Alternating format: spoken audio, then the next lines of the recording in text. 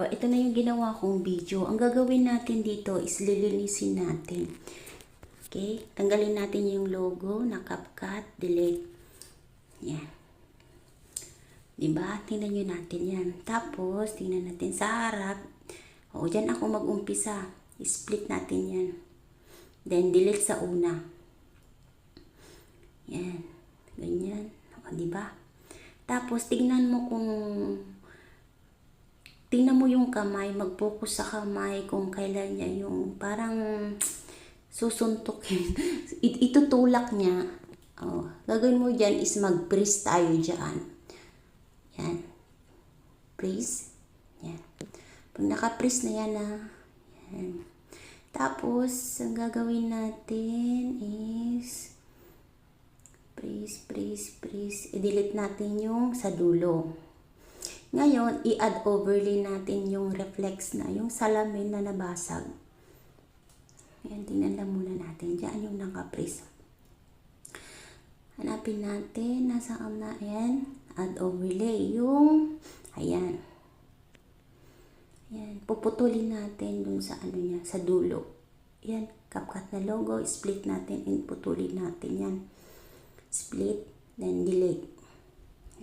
Ipantay natin yan. Hanapin muna natin yung splice. Splice. Natin. Ayan. Tingnan natin muna. Nasaan na splice? Pero na nga kanina. Saan na yun? Ayan. Filter. Ayan. Check.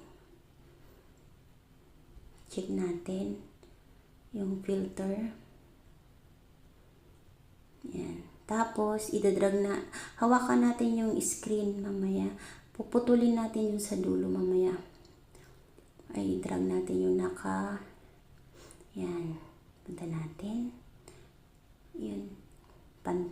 Yan. Pantay natin yung yung reflex. Yan.